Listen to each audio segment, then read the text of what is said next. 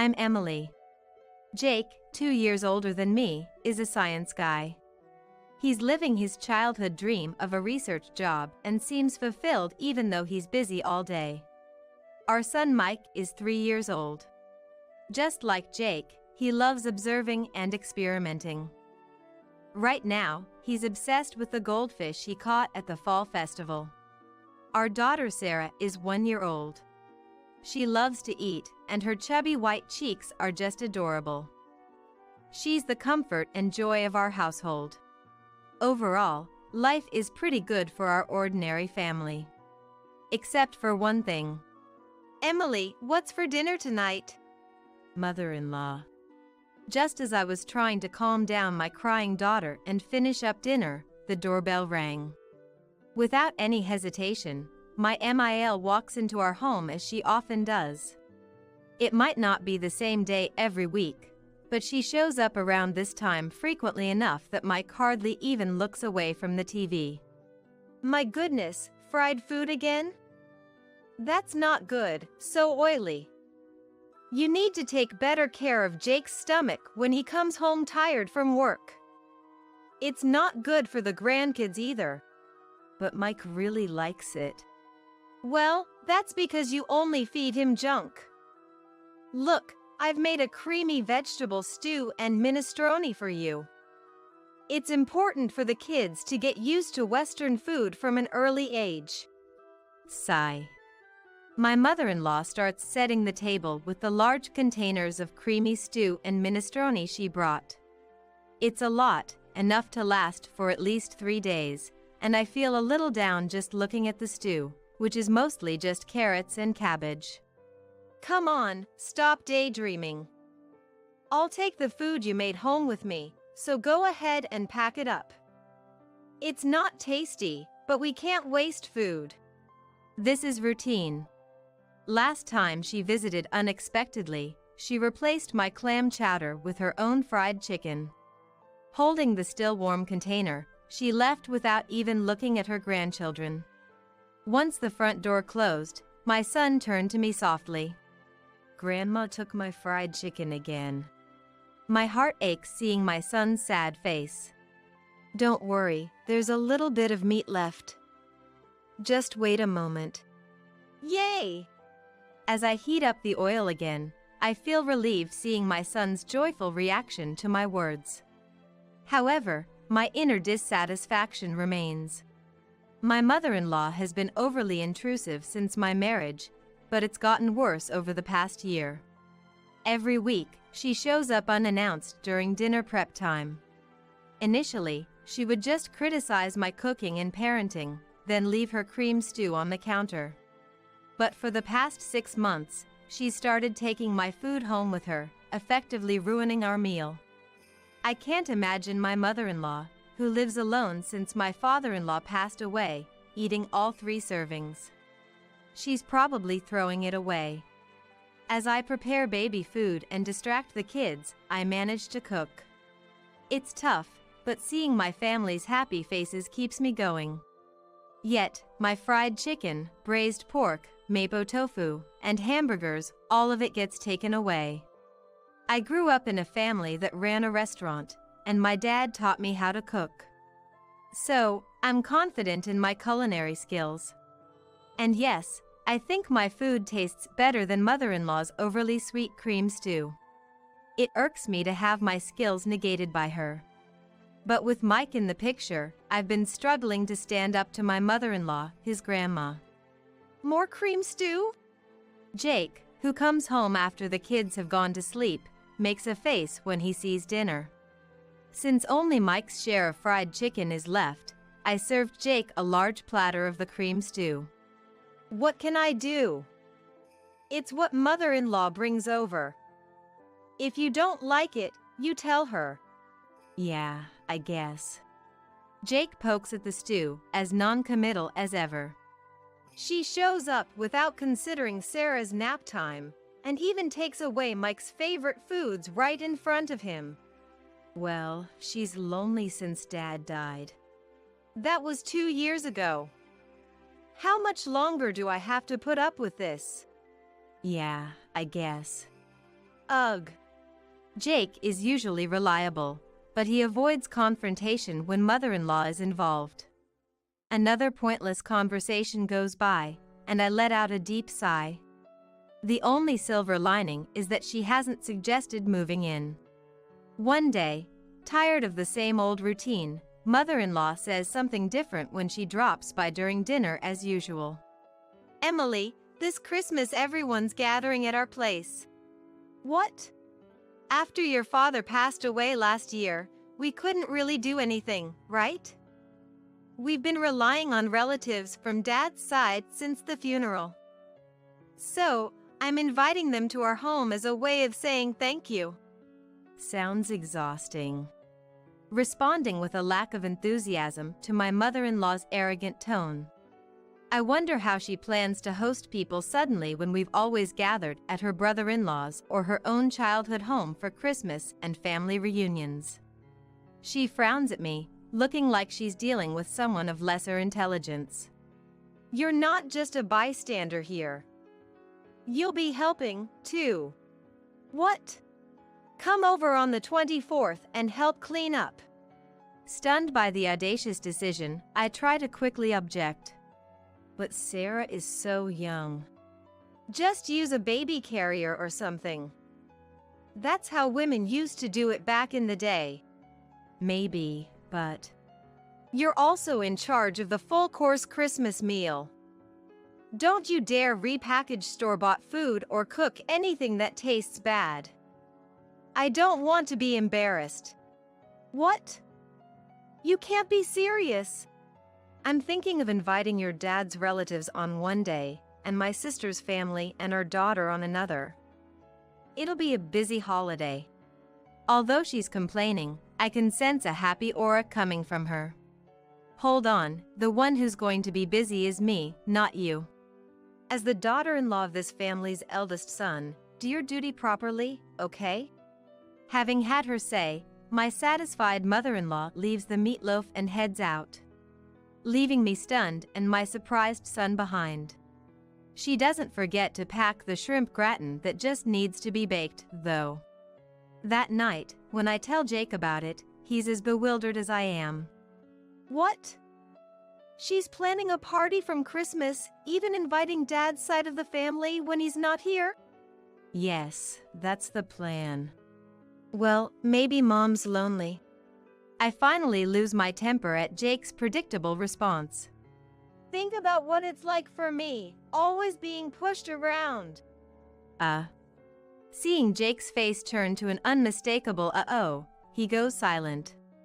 But even he realizes that this time, it's too much, and lets out a resigned sigh. All right. I'll handle the cleaning and entertaining the relatives. Really? I'm glad to hear Jake's proposal. It gives me some direction. But can you still cook the full-course Christmas meal? Just for this year, let's keep Mom's reputation intact. Plus, everyone in the family loves your cooking. As he pleads, Jake is staring at the meatloaf mother-in-law left for us. I mean, it's hard to say no after making a concession. Fine, just for this year. Thanks. Man, I can't wait for Emily's Christmas feast. Geez, you're in high spirits, aren't you? Being praised isn't so bad, and I don't mind cooking for people. So, I brace myself that it's just for this time and agree to prepare a full-course Christmas meal. When I tell my mother-in-law that Jake will stay over to help with cleaning, she makes a displeased face and says, "How could you let the man of the house do such things?" But she seemed reasonably satisfied seeing Jake bustle around at his parents' home for my sake. And then comes Christmas lunchtime. Emily, is the corn soup ready? I'm preparing the croutons now. I scurry around the kitchen, getting the carpaccio and corn soup ready. You're so inefficient. I'll bring the food myself. I'm sorry. If you're going to complain, try preparing a meal for 20 people. It's really, truly exhausting. Finally, the serving is done, and I sit down at the party. Jake seems to have put our daughter down for a nap in another room. Preparing a full-course Christmas meal for 20 people was hard, but it feels good to see everyone enjoying my cooking. However, that good feeling lasts only a moment. This quiche looks so beautiful, it's like something you'd buy. Thank you. Geez, you're good at flattery. This carrot slaw is perfectly balanced with the vinegar. The orange scent really freshens up your mouth. That's because Christmas meals tend to be rich, so I made it a bit more acidic. Something's off. Every time someone tries to compliment my Christmas cooking, mother-in-law interrupts. Something is not right.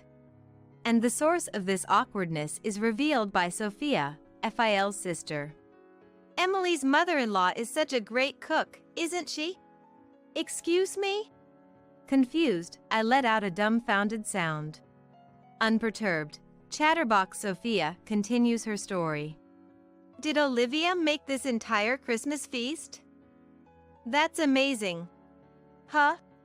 I haven't cooked a full-course Christmas meal in ages. I was going to leave it to my daughter-in-law, but she's absolutely terrible in the kitchen. And she never comes by, even when I offer to teach her. What? The mother-in-law talks about struggles she never even faced as if they're a given, leaving me puzzled. Emily's mother-in-law is such a great cook, isn't she? Ha ha ha ha. Daniel, a relative hanging around Sophia, laughs. It feels like he's mocking me. You know, Olivia, that pork belly stew you made last time was delicious. It's amazing you can cook both Western and Japanese dishes. It's not that big of a deal, but I'm glad you enjoyed it. The mother-in-law smiles and feigns humility, but that pork belly stew was clearly my creation. As I stand there astonished, she mouths, "Go along with it." Apparently, she's been claiming all my dishes, including the Christmas feast, as her own and sharing them with the family. And now she wants me to be complicit in her lie? No way. Especially after she's been criticizing my cooking all this time. Though I want to speak out, I'm overwhelmed by the crowd and find myself speechless. My savior turns out to be my son. Mom, this omelet is really tasty. It looks different than usual, but your omelets are always good.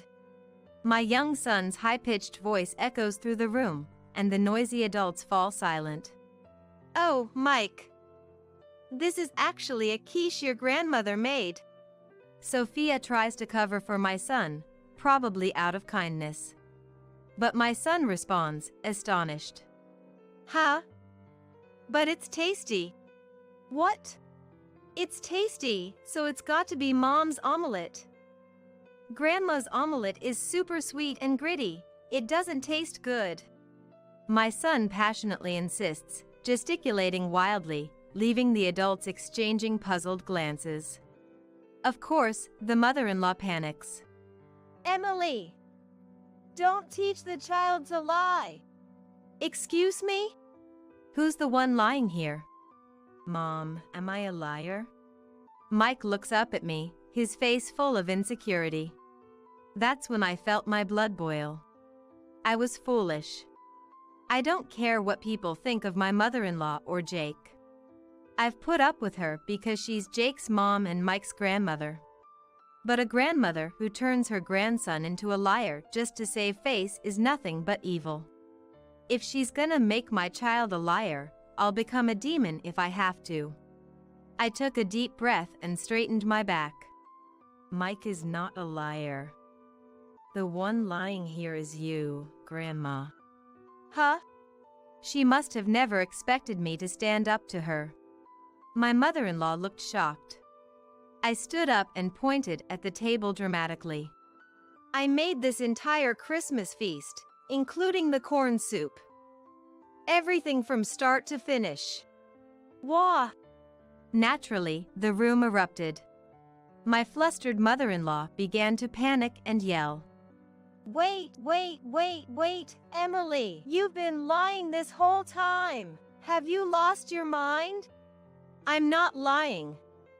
Sophia, you said you got the pork belly stew from Grandma, right?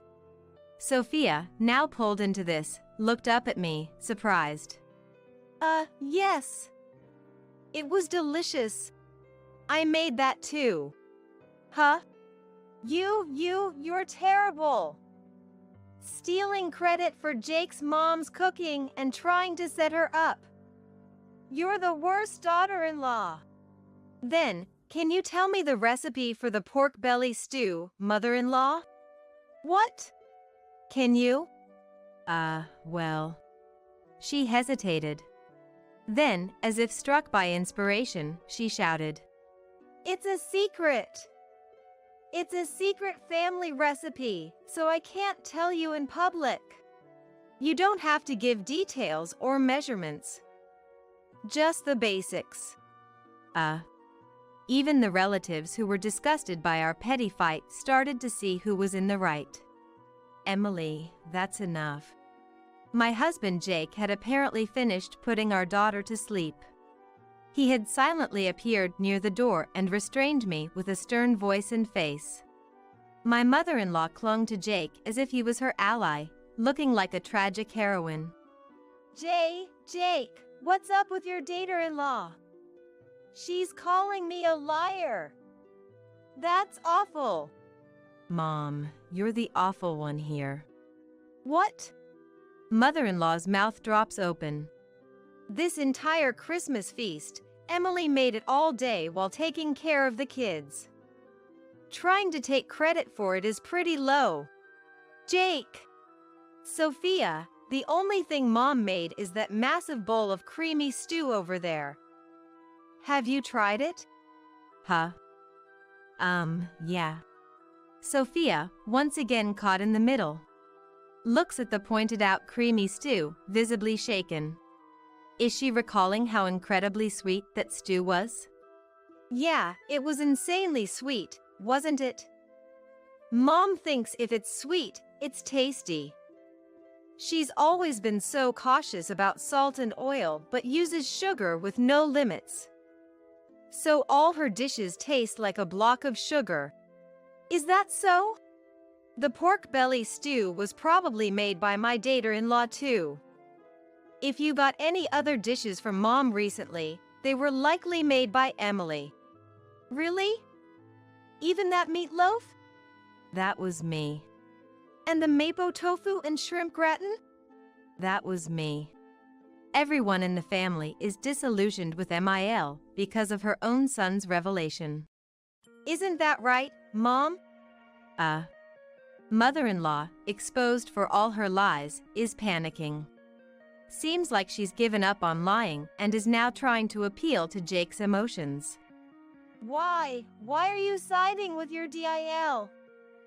I'm your mom. Everyone in the family is disillusioned with mother-in-law because of her own son's revelation. Jake, who firmly dismisses his begging mother, starts to clean up the Christmas feast. Then he apologizes to the relatives. I'm sorry for the disturbance this Christmas. Emily, Mike, let's go. Jake. As Jake takes Mike's hand and stands up, Mike glances at mother-in-law. Grandma, where's your I'm sorry? Huh? When you lie, you say I'm sorry. Then you get forgiven, right? Isn't that right, Mom? I get it, you have to be forgiving when it comes to raising kids. But a simple sorry isn't going to cut it. Luckily, I didn't have to worry for even a second. Mother-in-law clenched her lips so tightly they looked like they'd bleed, clearly having no intention of apologizing. Seeing her, Jake sighed as if he'd had enough. Grandma can't even say I'm sorry, and she's supposed to be an adult. How sad. Let's go home and have Mom's delicious Christmas feast. Okay. Ugh, hi. We left behind a growling Mil and confused relatives, carrying our sleeping daughter and the Christmas feast as we left Mike's house. We went straight to my parents' place and served the Christmas feast. everyone was delighted and ate with joy. This is what I had been striving for, so my heart was full. Jake, of course, apologized profusely and promised never to let us meet mother-in-law again. Apparently, the atmosphere at Mike's house remained awkward. His relatives dispersed, leaving only a soulless mother-in-law and some bland food. The next day, mother-in-law's sister and her husband, as well as Jake's sister, visited as promised. Seeing the bland food, they chuckled and said, "Figures." Apparently, mother-in-law's lack of cooking skills was a well-known fact among her relatives. "So you brag about hosting a Christmas feast? I wondered what magic trick you'd pull.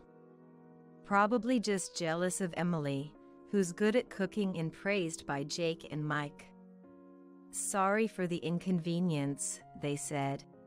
After hearing the details from Jake, my sister-in-law thanked me for my efforts. Sophia also called to apologize. "I'm sorry for jumping to conclusions." It turns out Sophia also enjoys cooking, and we bonded over a recipe for braised pork belly. The misunderstanding with Jake was cleared up, and I found new friends who share my cooking hobby. I felt refreshed, enjoying a carefree Christmas. Of course, mother-in-law wasn't going to back down that easily. But I'm well prepared. As I'm making cornbread, my phone rings. It's mother-in-law. Excuse me, where are you? It's dinner time. Do your duty as a wife. Are you making the same mistake and coming over again? She's furious on the other end of the line. How dare you? I came here because you didn't apologize. Come home and clear the misunderstanding with our relatives, then I'll forgive you for embarrassing me. No, thanks. What? You'll be the one left out by the family. That won't be a problem. What? To begin with, the one who put on airs and got shunned by the relatives was mother-in-law. I've even made plans to cook with Sophia next time. What? Mother-in-law probably never imagined that I'd become close to Fael's side of the family. In other words, I'm well aware that mother-in-law has distanced herself from Fael's relatives. So, what now? Still got any moves left? I add another blow to the stunned mother-in-law. Also, I'm not returning to that house. What? Yes, the kids and I have been staying at my parents' house since Christmas. We're planning to find a new place to live now that the holidays are over. Initially, living near Mike's family was mother-in-law's strong insistence, but Jake's workplace is actually closer to my parents' house. Didn't Jake tell you to stay away from daughter-in-law? But since mother-in-law can't listen better than a child, we've decided to physically distance ourselves. Right now, Jake is the only one living there. And he'll leave once he's ready. What? Where are you? Who knows? Wait! You think you can get away with not cherishing Jake's mom? Yes, because Jake and Isael have forgiven me. It's okay. Wait, what? Thank you for everything so far, mother-in-law. I'm so happy I'll never have to see you again. Goodbye. Wait a minute. With a bit of a laugh, I hang up on mother-in-law who's screaming like a villain in a superhero show. Then I block her number to make sure I never have to hear her voice again. 2 years later. Mom, what's for dinner today? Hamburgers. Yay! I love Mom's burgers the most in the world. Sarah loves them too. Sarah loves them too. Dad loves them the most in the universe. Dad, that's not fair.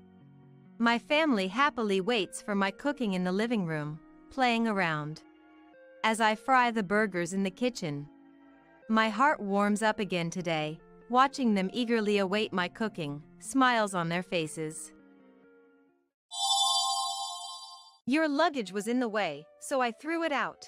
Sure enough, it was Madison's doing. All of my things, my clothes, cosmetics, anything that belonged to me were gone. Luckily, I had my computer with me when I went out, so it was safe, but having this happen really gets on my nerves. My husband, Charles, along with Madison, are both giving me these annoying smiles. It was Madison's idea, and Charles helped her with it. What's with the blank stare? If there's something you really need, why don't you go pick it up? Or better yet, leave the house. You're in the way, Auntie. Being a stepchild, I let her do as she pleased without saying anything, following Charles's educational policies without complaint. But this attitude from the start, being ignored for a year, and now having all my belongings thrown away. No one would stay calm after being treated like this. They have no idea what happens when I get angry. What pitiful people. Divorce is certain, and I'm not sure if Madison will be able to go to college. Charles has many hobbies, so he'll probably be stressed out not being able to do them. After all, they'll lose their home. It'll be interesting to see what they'll do. So, I'm the nuisance here. Fine, I hope you both get what's coming to you. And don't come crying back to me. Whether I cry or get angry, it has nothing to do with me anymore. You'll regret it. My name is Emma. I'm 38 years old and own a house. I hate being asked too much about my job, so I just say I live in a remodeled family home. I used to invest, but ever since switching to high-risk, high-return stocks, my assets have been steadily increasing. My dad was into investing in stocks, and I've been learning about them since I could remember, so although I'm self-taught, I think it suits me. Meeting Charles happened when he joined the gym I've been going to for years. We wore the same brand of sportswear, so he struck up a conversation with me. We started talking more with each meeting, gradually growing closer and going out together more. Charles is a man of many hobbies, like the gym, golf, cars, fishing, etc., and being with him was never boring. When he asked me out, this was our conversation. From the moment I met you, Emma, I couldn't stop thinking about you. I want you to be with me, considering marriage. Yes, I'd love to. I felt the same way, so I'm happy. But there's something I have to tell you. What is it? I'm divorced. My ex-wife didn't understand my hobbies and was always negative about them. That was the cause of our divorce, and I have a daughter from that marriage who I've taken custody of and is now living in my family home. I'm sorry. I was worried you wouldn't want to be with me if I told you this. Would you still accept me? If I'm going to be part of your daughter's life, we should get along, right? Emma, you mean? I don't mind at all. No matter what happens, my feelings for you won't change. After that, we started dating. At that time, Charles's daughter, Madison, was in her 6th year of elementary school and seemed like a cute, friendly girl. She always greeted me with a bright smile and seemed happy to see me. It's Emma. I'm so happy to see you today. Madison, do you like going shopping for clothes with Emma? Madison is really cute. It makes me want to buy her something. You two seem to be having fun. Let me join in. Dad's getting jealous. Yes, Charles is a jealous type, isn't he? I thought Madison was fond of me. I bought her clothes that suited her and brought cakes as gifts, which she always seemed to enjoy. Then one day, during dinner, Madison muttered, "It would be more fun if Emma was with us every day." This led to Charles proposing to me. It was about 2 years after we started dating. We got married when Madison was about to enter her 3rd year of middle school, and since I lived alone in a house, they both moved in with me. At that time, I hadn't told Charles exactly how I make my living, just that I was a home worker. I once told someone I dated how I earned my money in detail. Then, after teaching him for a while, he started to cling to me, and it was hard to break up. I had meant to talk about it after we got married, but completely forgot as time passed. A little over a year since we started living together, Madison was nearing the end of her 1st year of high school. That's when things started to change. Madison and Charles's attitudes began to worsen noticeably. Charles's take-home pay is about $2,700, and since we own our home, we don't need to pay rent, so he was contributing about $1,000 for living expenses. But now, he only puts in $200 and spends the rest with Madison, and when that's not enough, they both come begging to me. They spend so much money on various hobbies, And one day I brought it up because the spending was getting out of control. Charles, can we talk for a minute? Now? I have to play my game, so make it quick. It's about Madison and the money. Don't you think you're spending too much? First off, she's only in her first year of high school and you're buying her all these expensive designer items. How much allowance are you giving her? And Charles, it's fine that you have many hobbies, but aren't you spending too much on them? You're even spending on games. And maybe you could sell the things you don't use? How much was I giving Madison again? $1,000 or something? I want to buy her whatever she wants, and she says there are so many places she wants to go. She's my cute only daughter, so it's fine. And don't meddle in my hobbies. Even if you say anything, I won't listen. I work hard every day to feed you guys, right? What? I can't even have hobbies now. Wait, you're giving her $1,000? What are you thinking? Wait, you spend the $1,000 every month and then ask me for an allowance? Looks like I'll need to talk to Madison too. But let's put that aside for now. I'm not saying you can't have hobbies, but you're spending too much. Do you even realize how much you're contributing to the house? $200, Charles, $200. How are we supposed to live on that? Don't be too hard on Madison, okay? It's sad. Spending too much, it's my money, so it's fine. I'm the type who needs to have things to get into them. I'm giving you $200, so it should be fine. We don't have to spend much since it's your house. Plus, you work too, right? We've been living fine until now, so no complaints. The money I earn. Yes, that's true, but there's a limit, right? Just because we own the house doesn't mean there are no taxes. $200 isn't even enough for the utility bills. I work too, but the problem is you're spending too much. At my parents' house, $200 was enough. If it's not enough, you can just pay the difference. That's because your dad and mom are still working, right? And the size of the house is different. We need to pay more because of that. Are you subtly saying my parents' house is small? Enough. Go away. I won't listen anymore. You're such a hassle. No, I'm not speaking ill of your parents' house. You brought up the money, Charles. What do you mean by hassle? While I was still talking, Charles put on his headphones and started playing his game, so I couldn't continue the conversation. There were things I needed to tell Madison too, but since I didn't know when she would be back from hanging out, I couldn't find the right time to talk to her. Just after Madison started her second year of high school, and because the weather was bad, the three of us were together at home for the first time in a while, so I suggested we have a family meeting. Convincing the two of them, who clearly didn't want to, that it would be over quickly, we decided to talk in the living room. Madison, I heard from Charles that you're getting an allowance of $1,000. And yet, you still come asking me for money every month, right?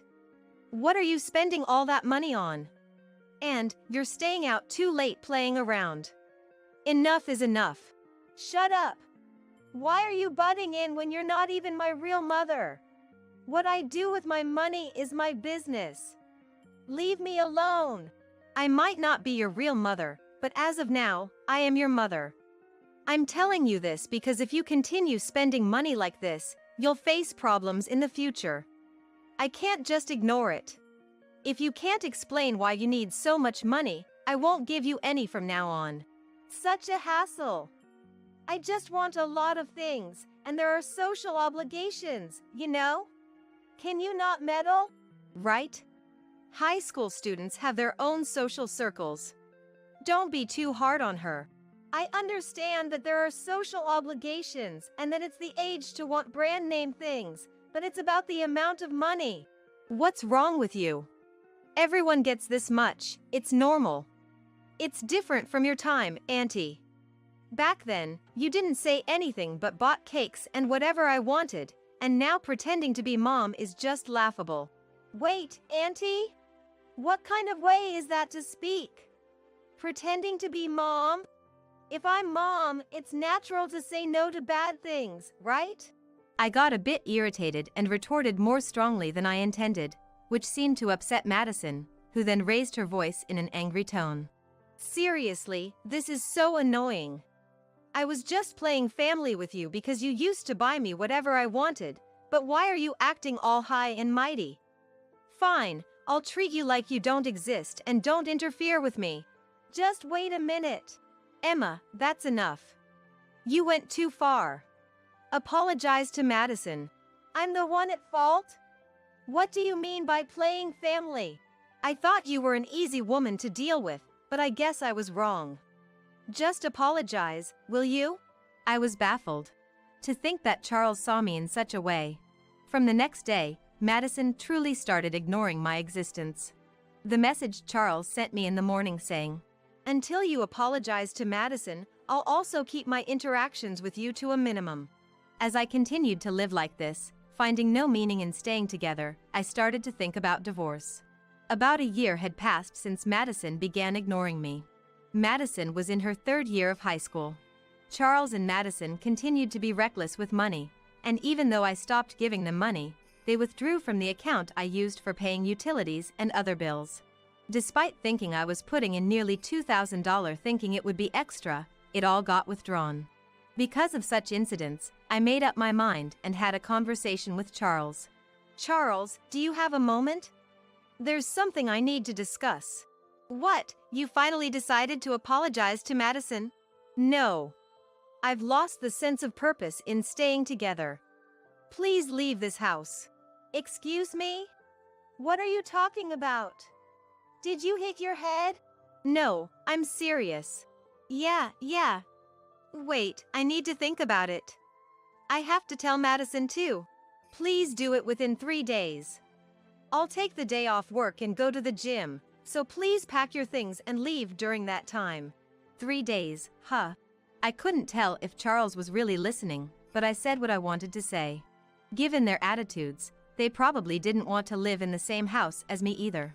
3 days later, I spent some time at a cafe and then went to the gym for a longer session before returning home. Their shoes were still there, so they must still be in the house. That thought crossed my mind as I went to put away my gym shoes and was shocked to find my heels, pumps, and boots missing from where they should be. A bad feeling washed over me, and I rushed into the house and into my room, only to find it empty.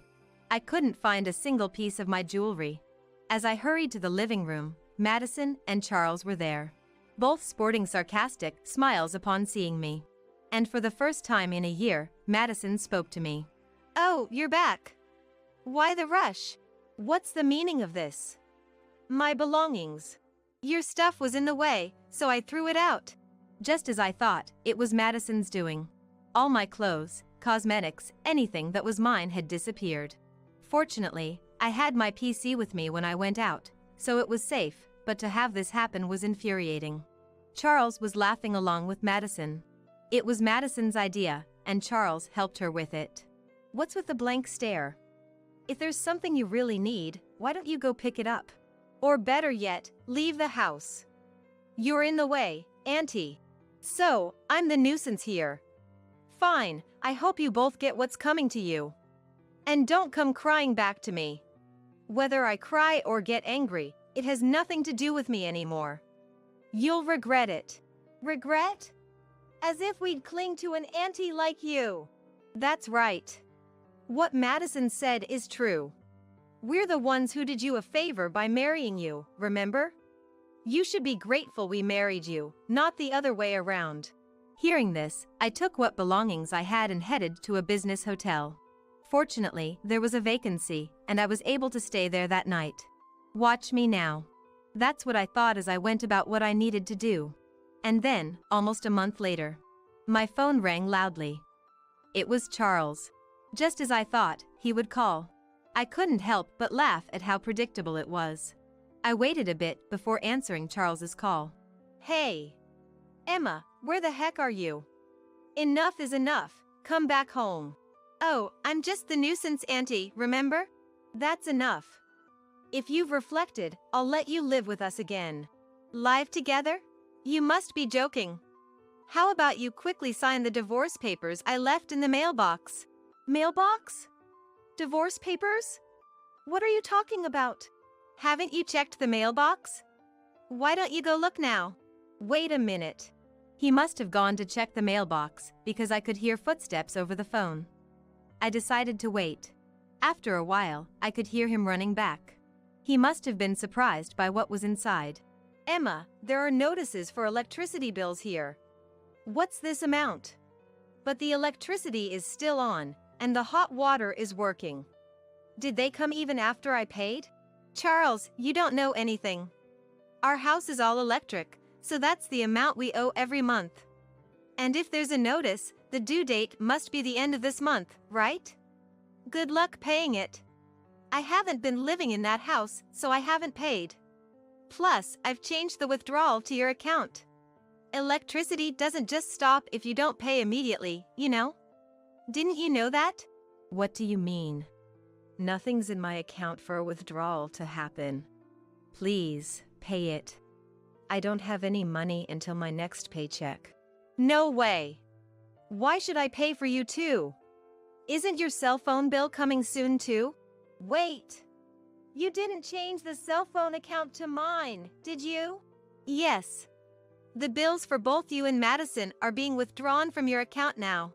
Madison's too? How much is it going to be? You wouldn't know, right? You spend on gaming, and Madison uses a payment method that comes with the cell phone bill for shopping. Including mine, it's about $2,500 a month. What? That much? I shouldn't have spent that much on gaming. When you weren't spending, Madison was buying accessories or something. You're spending at least $800 a month on gaming. Don't you realize? Mine was about $100, I think. That's impossible. I can't pay that. Charles, shall I tell you something? What? The monthly payments, including the allowance I used to give you both, amount to $8,000. Did you know? Taxes on the house, utilities, your car loan, cell phone bills, money for your hobbies, money given to Madison, and all that adds up. Did you know that? What did you say? $8,000? That can't be right. It is. That's why I got angry about you spending too much. It even exceeded $10,000 once, remember? When Madison bought 3 designer bags. Well, I could pay because it was me. Wait, Madison was shopping that much? There's no way I can afford that. You mean you could pay because it was you? What does that mean? You didn't know anything about my job. Anyway, I have some business to attend to at that house next time, so I'll tell you then. You're coming back. That would be a relief. Please come back soon. What are you talking about? I said next time, right? You'll have to figure out the payment yourself. After saying that, I hung up the phone. Feeling somewhat refreshed, I relaxed for a bit when the phone rang again. I answered it immediately. Now that the date was set, I thought I'd just leave a message. I informed Charles that I would be visiting in a week and muted his contact.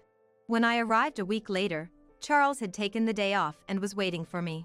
I had thought as much, but I was hesitating about whether to mention the job directly. However, considering the what-ifs, I decided to say something about it before leaving. Been waiting. Who are those men? Multiple affairs? No, they came to look at the house. What? Why? I'll tell you everything on my way out. But first, what about the payments? And the divorce papers? I borrowed from my parents. I'm counting on you from next month. We're not getting divorced. No, we are getting divorced. I won't make the payments. Why not? Then why did you come back? To have you sign the divorce papers and to inspect the house. I told you, we're not getting divorced, so I won't sign. What's this inspection about? Forget the inspection for now. If you don't sign the divorce papers, Madison will be angry, you know? If you don't want Madison to hate you, you better sign. If it comes to it, I'll consult a lawyer and make you repay all the money I've spent so far. All right. Oh, scared of the lawyer, are you?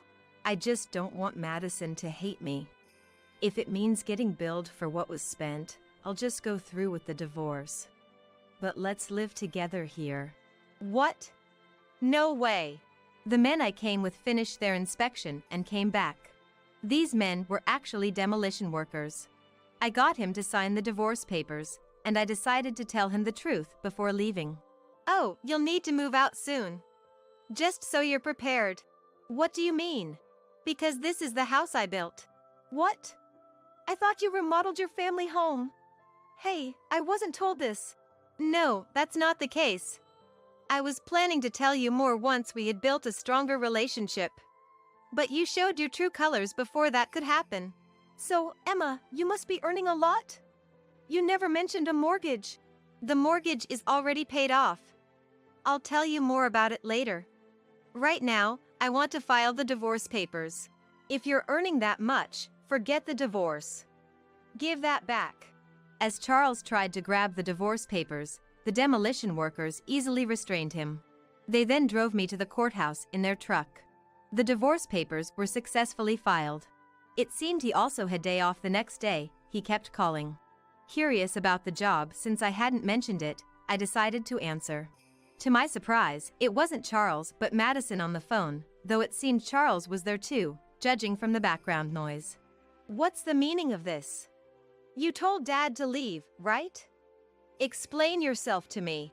Good morning, Madison. Yes, that's right. Please leave, as that house is one I purchased. What? Dad said it was just your family home that was remodeled, so it would be easy to take over. Is that what he said? Thanks for letting me know. Madison, don't say unnecessary things. Emma, how could you afford all these payments?